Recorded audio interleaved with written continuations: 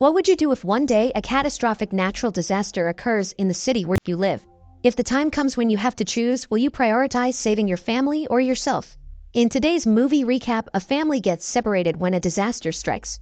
Discover how they will reunite as a family in the face of danger. In the year 1961, the worst mining accident in Sweden took place. One night, a powerful earthquake struck one of the cities, leaving a massive crater. Fast forward to 2020, another earthquake hit one of the mining areas in Kiruna. In the same location, a group of friends gathered for some drinks. One of them was intoxicated and went outside the fence to relieve himself despite his friend's attempts to stop him. While urinating, he was shocked to see a fault line in front of him. His alarm intensified as he felt the ground shaking. A few hours later, the head of safety for the mining operation, Frigga, arrives at the site of the morning earthquake. One of her colleagues calls her and informs her about the incident that morning. A group of teenagers hung out near the mining site, and two couples followed the first guy to find him. They found him, but unfortunately the two couples slipped and fell into the fault line while their friend had his back turned. At New Kiruna, Tage, Frigga's ex-husband, celebrates his birthday alone. Going back to the accident that morning, the man tried to find his friends when they went missing. Shortly after, the ground gave way where he was standing, and he fell as well. While Frigga reminisces about her memories with her ex-husband and son Simon, De Beer, her current boyfriend, suddenly calls her. She quickly goes to the train station to pick him up. Frigga is surprised because De Beer was supposed to arrive later that night.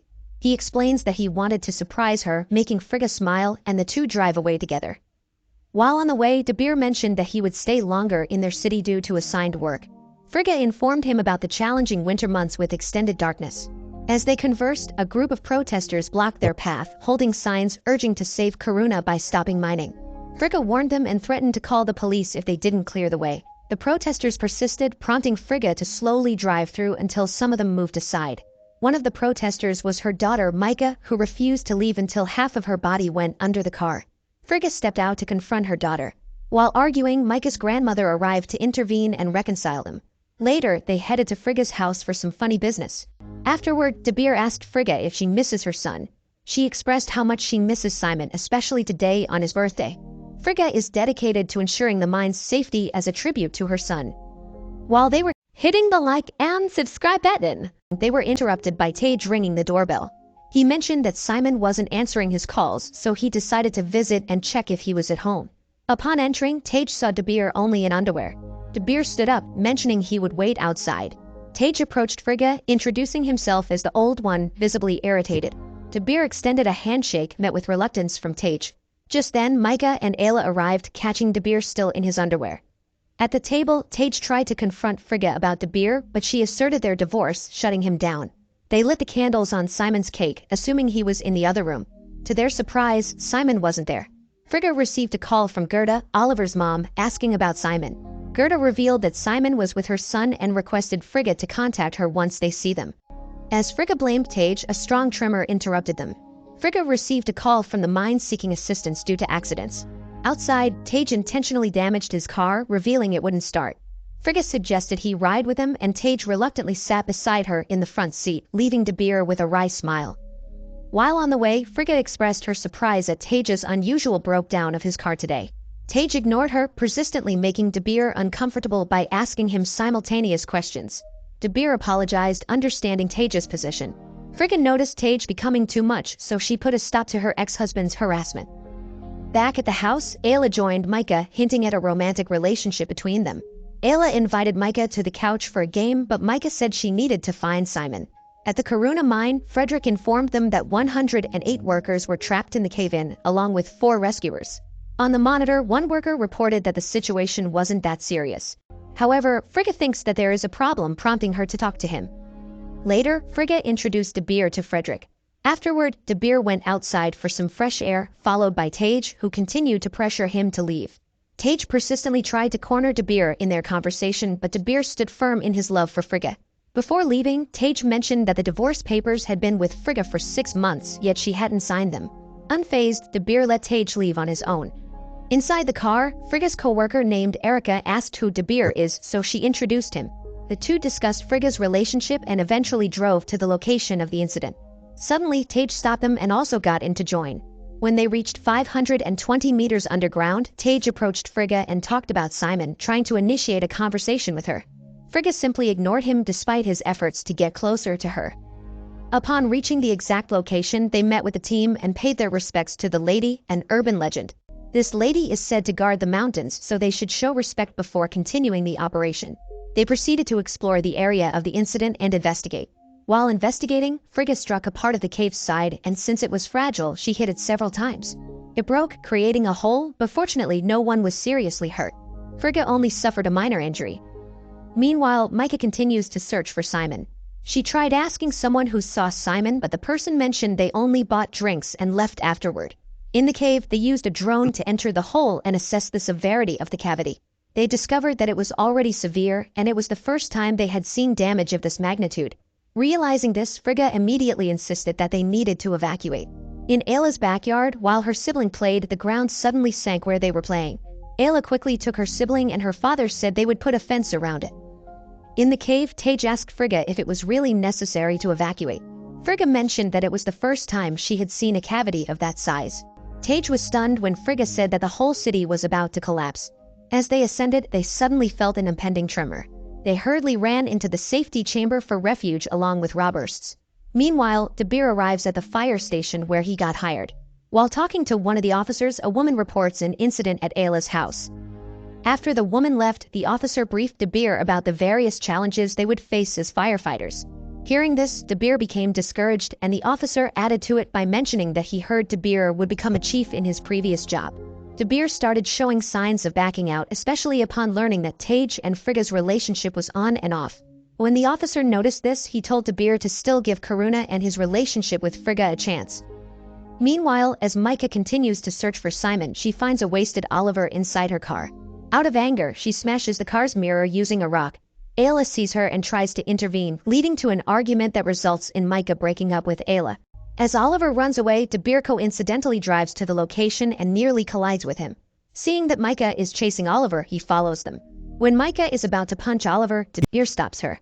Micah confronts Oliver, expressing her desire to hurt him. Oliver explained that he got extremely drunk, and when he woke up, his friends were gone. He pleaded with the two not to tell his mother because she would panic. Before leaving, he shared the location where they hung out. Upon learning Simon's location, Micah quickly borrowed the keys from Debir. While retrieving the keys from his pocket, Debir accidentally dropped the box containing the engagement ring. Meanwhile, Frigga's group got stuck inside the safety chamber. They discussed their options, and Patrick, one of their companions, started to panic. Erica reassured him that everything would be fine. After a few moments, they decided to exit the safety chamber. Outside, they encountered a pile of rocks blocking their way to the exit, so they opted to find an alternative route. At the same time, Micah talked to Debir about his relationship with her mom. During their conversation, Micah revealed that her mom hasn't signed the divorce papers because she knows it would devastate Tage. They also discussed Micah's relationship with Ayla. On the mountain, Frigga and the others discovered that another exit was also blocked. Seeing a small opening among the rocks, Frigga crawled through to find another way. When it's Tage's turn, he attempts to crawl inside but panics. It becomes evident that he is claustrophobic, and even with Frigga calling from the other side, he can't proceed through the small opening. After a lengthy persuasion and motivation, they convince Tage, with Frigga urging him to think about Simon. In the middle of the small opening, Tage starts to panic, especially when he gets stuck. Frigga tries to calm him down, but it proves ineffective. Frigga then takes a steel rod and crawls in. She instructs Tage to hold onto the rod so she can pull him through, but he continues to panic. Left with no other option, Frigga knocks Tage unconscious.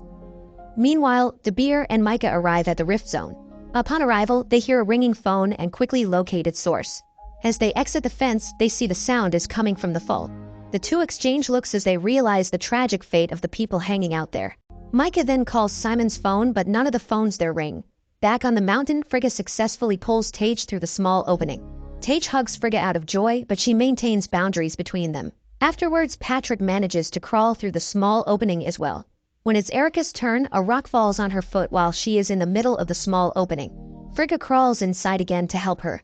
Unfortunately, a couple of rocks fall on Frigga's legs as well. Frigga doesn't give up on her, but multiple rocks fall on her in the process. Seeing this, the two men pull her out of the small opening. Frigga gets devastated, so Tage lets Patrick go first for the meantime. At the rift zone, the two continue to call for Simon, but there's no response. After an extensive search for a way out, they reach the exit of the mountain. Tage and Frigga start blaming themselves for what happened, so Patrick tries to lift their spirits. Outside, Frigga immediately calls Micah, who answers and says they are in the rift zone with the beer. Micah explains that Simon might be there, and Frigga advises her to leave it to the police and not return to Karuna. Instead, they should head to New Karuna since the entire city is about to collapse. Upon hearing this, Micah remembers Ayla, so she quickly turns off the phone to go to her. After the call, Frederick approaches Frigga to discuss what happened. Frigga quickly mentions that if there's another tremor, the entire city will collapse. Without wasting time, Frigga decides to go to Micah knowing that she's heading to Ayla. They also inform Frederick about the situation by spreading the news and sounding the alarm. In the rift zone, De Beer asks what he and Frigga talked about and Micah shares their conversation. Suddenly, a lamppost falls, fortunately missing them. Micah insists on seeing Ayla and De Beer tries to stop her, considering it too dangerous. However, she persists and continues to leave. While on the way to meet Micah, Tage suggests that Simon might be at their house.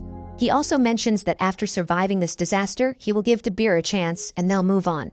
As they talk, they see a man whom they think is Simon, so they follow him. They lose sight of the man, so they get out of the car to warn the people to leave the city. Meanwhile, De Beer and Micah arrive at Ayla's house and immediately warn everyone that the city is about to collapse. Outside, Ayla and Micah reconcile and share a kiss. In Frigga's location, cracks and faults start appearing on the road, causing chaos among the people who witness these occurrences. As Micah tries to leave with the car, a crack forms beneath it. When she attempts to drive, the car gets stuck. They try to free the car, but it's not enough. Seeing this, De Beer rushes to help them, assisting both the grandmother and Ayla.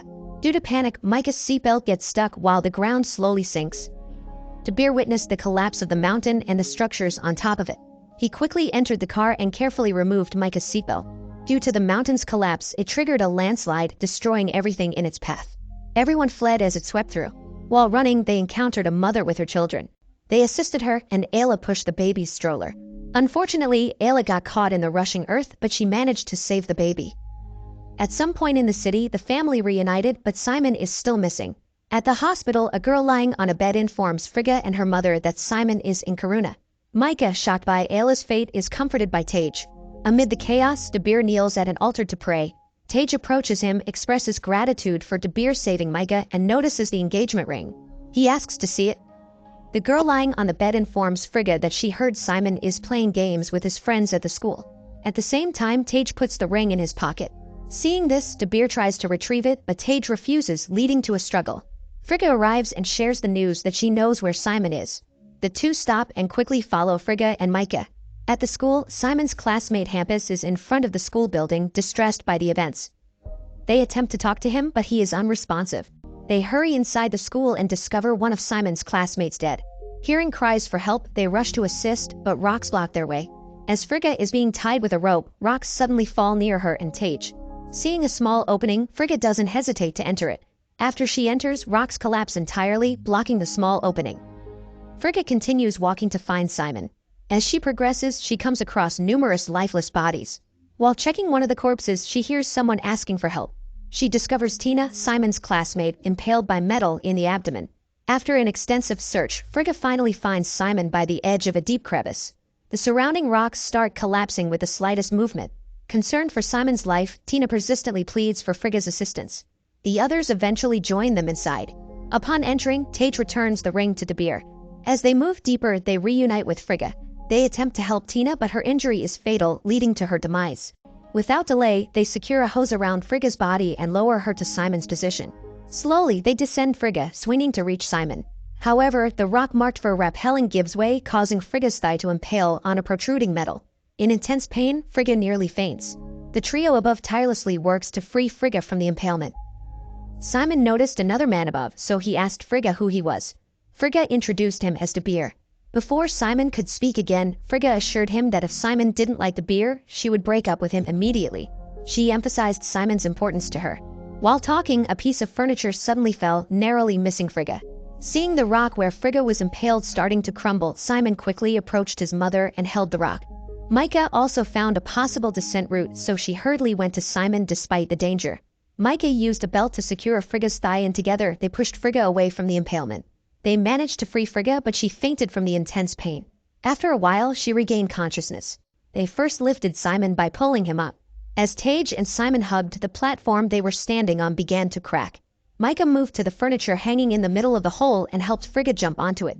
They then lifted Micah upward, but the wire holding the furniture started to snap. Tage noticed this, quickly grabbed it, and held on like Spider-Man. Despite realizing he was being electrocuted, he chose to continue holding it to prevent Frigga from falling. He bid them farewell, expressing his love for all of them, then got electrocuted and fell. After Dabir safely lifted Frigga, he rushed to Tage to provide first aid. Tage, in a whisper, entrusted Dabir with hitting the like and subscribe button, and with his children, asking him to take care of and love them before he passed away. Moments later, the rescuers arrived. In shock, everyone stood there, unable to comprehend what had just happened. Dabir took the ring from his pocket, looked at Frigga, and she smiled back at him. The movie concludes.